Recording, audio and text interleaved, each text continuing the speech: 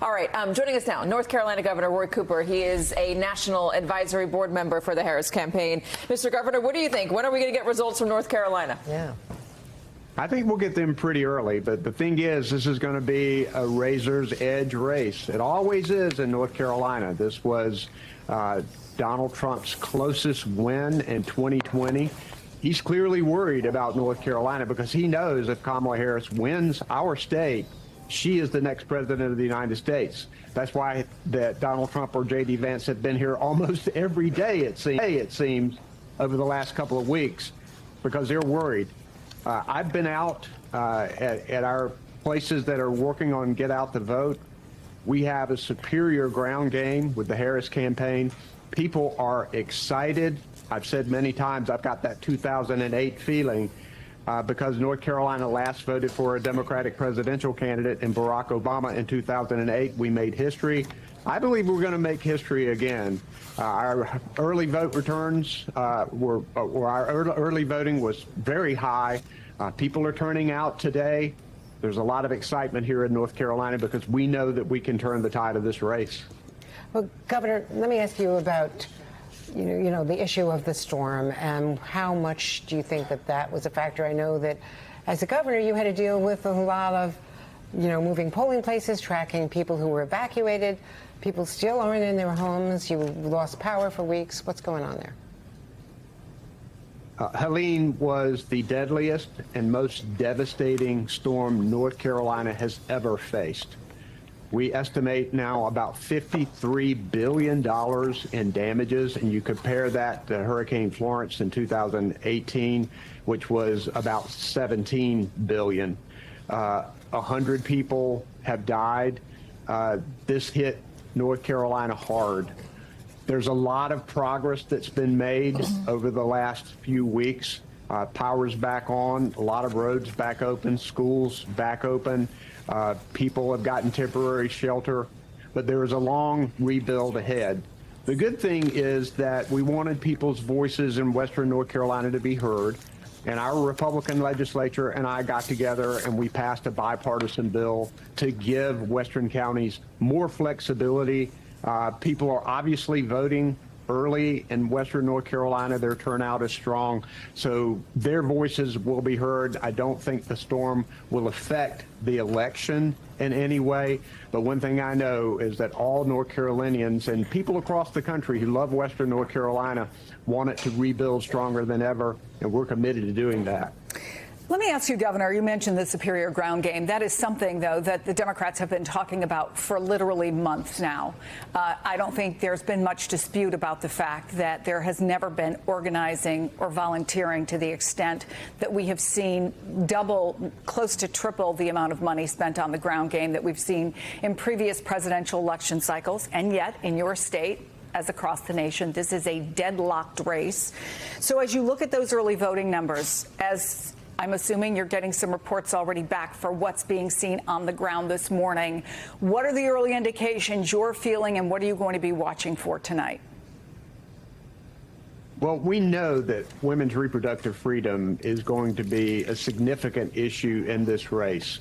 In North Carolina, the supermajority Republican legislature overrode my veto of a 12-week abortion ban by one vote. The people of North Carolina know that Donald Trump is responsible for that, and many people are mad about it. I'm not a political pundit, but one thing that has caught my eye is that in early vote in North Carolina, 55.5% of the electorate was women.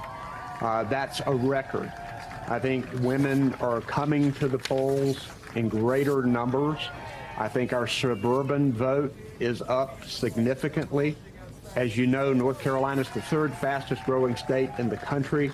So our demographics are changing. We have a lot more college educated people. Our bluer, larger counties are even larger. So we feel very positive that North Carolina can hold a key here. Kamala Harris presents the kind of future that the Gen Zers, the people who have come here to open a business, want to see. She's been to North Carolina 21 times since she has been vice president. She cares about this state. I'll tell you, I want a president who wakes up every morning thinking about the American people rather than a president who wakes up every morning thinking about himself. That's the choice that we have, and I'm grateful to live in a country where we can cast a meaningful ballot to choose the kind of leaders that we want. This presidential race is important, but we also have important statewide races going on at the same time that will play a large role in the direction North Carolina goes in the next 4 years. Well, you're talking about a statewide race. Let's talk about the race to take your seat. Do you think that the top of the GOP ticket for the governor's race, Mark Robinson, lieutenant governor right now, is impacting the way voters might be turning out for Democrats at the top of the ballot with Kamala Harris and all the way back down? North Carolina Republicans have nominated the most extreme slate of right-wing candidates in the history of our state, led by Mark Robinson, which many people know about his history. But they've also nominated extreme candidates for Attorney General, Superintendent of Public Instruction, and other offices. We have a great array of Democratic candidates headed by Josh Stein, who's the current Attorney General. Jeff Jackson is running for Attorney General, Mo Green for Superintendent of Public Instruction. We have a great list: Rachel Hunt for Lieutenant Governor, Jessica Holmes for State Auditor, Allison Riggs for our state Supreme Court. These races, I believe, will draw out a lot of people in and of themselves that can end up helping Kamala Harris on the ballot as well. So we've got both a top-down and a bottom-up effect here in North Carolina that I hope and believe that can end in some very positive results for our states, for our state at the end of the evening. And let's talk about the first district in North Carolina, because NBC News has, it's a redrawn district, and NBC News looks at it as a possible bellwether for how the rural black vote may turn out. Let's talk about that. What are you seeing there and how it might indicate the success of either way? Well, Don Davis is from North Carolina. He served in the state legislature. He is a veteran. He will have strong support. Lori Buckhouse is somebody who has is for Mark Robinson and Donald Trump and the far right wing of the party.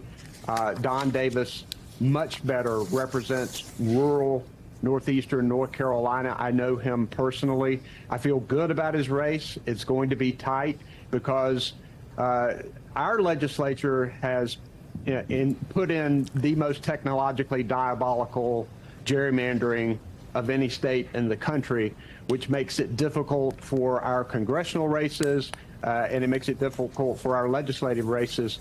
We had a Supreme Court decision that required fair districts that weren't partisan, and now North Carolina has 7 Republicans and 7 Democrats in Congress, which is the way it should be.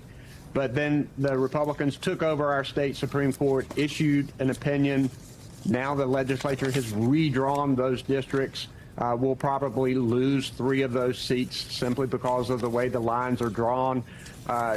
You shouldn't have to, your zip code shouldn't depend on what kind of representation you have, but the General Assembly has done a pretty good job of that. But I think Don Davis has a great chance to win today, and I hope that he can. Governor Roy Cooper, thanks for starting us off. I guess no regrets that you decided to bow out of the VP sweepstakes, right? Well, when you think about the fact that Hurricane Helene has hit during this last month, I've spent most of my time doing that. It would have been very difficult. But Indeed. Thank you very much, and we'll see what happens tonight. Well, we know you're term limited, so thank you for your service, and thanks for being with us today. We really appreciate it.